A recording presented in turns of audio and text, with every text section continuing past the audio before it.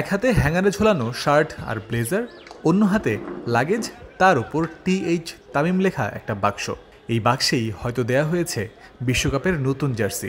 সাধারণত ম্যাচের jersey, trouser, practice kit এবং ট্রাভেল কিট একসাথে দেওয়া হয় ক্রিকেটারদের। মিরপুরে ব্লেজার পরে অফিসিয়াল ফটো সেশন সম্পন্ন করেই তা বদল করে গাঢ় সবুজ রঙের ট্রাভেল কিট গায়ে জড়িয়ে নিয়েছেন শেখ মেহেদী হাসান, তানজিম সাকিবরা। এই জার্সি পরেই বিশ্বকাপে এক শহর থেকে অন্য শহরে ট্রাভেল করবেন টাইগার ক্রিকেটাররা।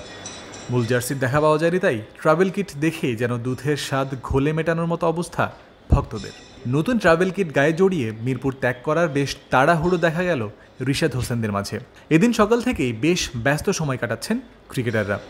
সকাল 10:30টায় মূল স্কোয়াড ও ট্রাভেলিং রিজার্ভের মোট 16 জন ক্রিকেটার প্র্যাকটিসে যোগ দিয়েছেন শেরেবাংলায় এসে।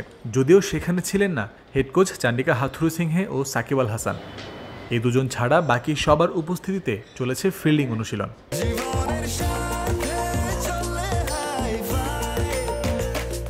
স্বাস্থ্যকর অল টাইম হানিকম, সব সময় অল টাইম হেলদি লাইফ।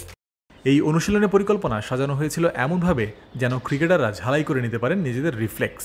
সেখানেও সচেষ্ট ছিলেন মাহমুদুল্লাহ রিয়াদ। লুফে নিয়েছেন দারুণ একটা ডাইভিং ক্যাচ। কোচ চিৎকার করে এক একটা রঙের নাম বলবেন, সেই রঙের মার্কারের কাছে দ্রুত দৌড়ে গিয়ে ধরতে হবে ছুটে আসা ক্যাচ। এই পরীক্ষায় রিয়াদ উতরেছেন ভালোভাবেই।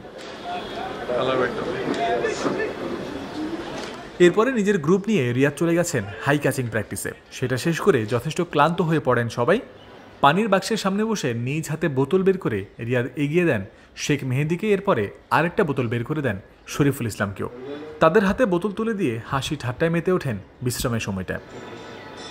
অনুশীলন শেষ করে অফিসিয়াল ফটো সেশন করেছেন সব ক্রিকেটার ও কোচিং স্টাফ।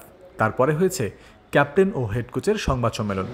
বিকাল 4টায় বসুন্ধরা কিংস অ্যারেনায় যুক্তরাষ্ট্রের রাষ্ট্রদূত পিটার হাসে সংবর্ধনা গ্রহণ করেছেন ক্রিকেটাররা। 15 মে দিবাগত রাত 1:30টার ফ্লাইটে বিশ্বকাপ খেলার উদ্দেশ্যে দেশ ছাড়বেন ক্রিকেটাররা।